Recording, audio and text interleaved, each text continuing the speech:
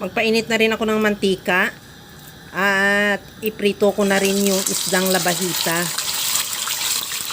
Antayin na lang maluto yung kabilang side at saka baliktarin. Ganun din yung kabilang side. Pagkaluto, tanggalin muna sa kawali at i-sit aside. Habang ginagawa ko yan mga kalasa, kung bago ka pa lang sa aking channel, welcome!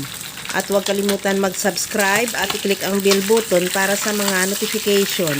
At kung dati ka pa, welcome back at i-follow mo na rin ako sa aking Facebook page Lasang Pilipina. Sa disim na kawali, binawasan ko lang yung mantika. Igisa ko na rin yung bawang. Isunod ko na rin ilagay yung luya at sibuyas. Ihalo lang din hanggang sa maluto.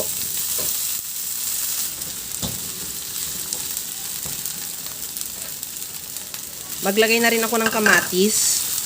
Ihalo lang din hanggang sa maluto yung talagang lumalabas na yung kulay ng ating kamatis.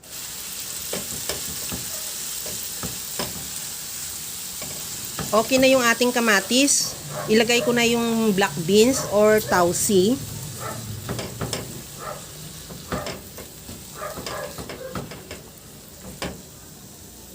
Lagyan ko na rin ng tubig, mga 1 cup lang. Depende sa iyo kung gusto mo ng masabaw, pwede mo rin dagdagan.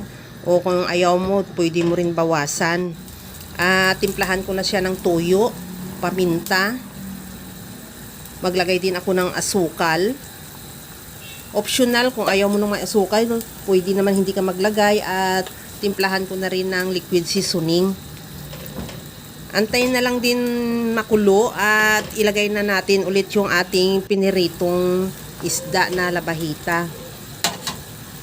Pakuluan lang natin ng bahagya at lagyan na rin, medyo spread lang natin yung sauce o yung sabaw sa taas para magkaroon na rin ng timpla yung taas niya. Pwede na rin natin baliktarin para ang kabilang side magkaroon din ng timpla ng ating sauce. At okay na ito, ready to serve na. Kaya mga kalasa, kung nagustuhan mo yung ating video, please like na lang at pakishare na rin sa inyong mga friends. At kung bago ka pa lang sa aking channel, subscribe na at i-click mo na rin ang bell button para sa mga notification.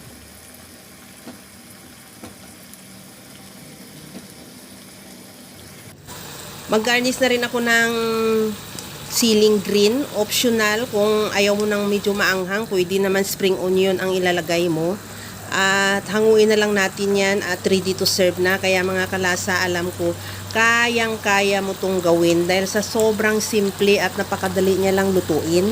Kagaya lang lagi sa sinasabi ko na wala namang hindi marunong magluto basta sa simpleng paraan lang. Okay na tong ating napakasarap na piniritong labahita with tausi sauce. Ready to serve na. Hanggang sa muli mga kalasa. Thank you for watching. Bye-bye!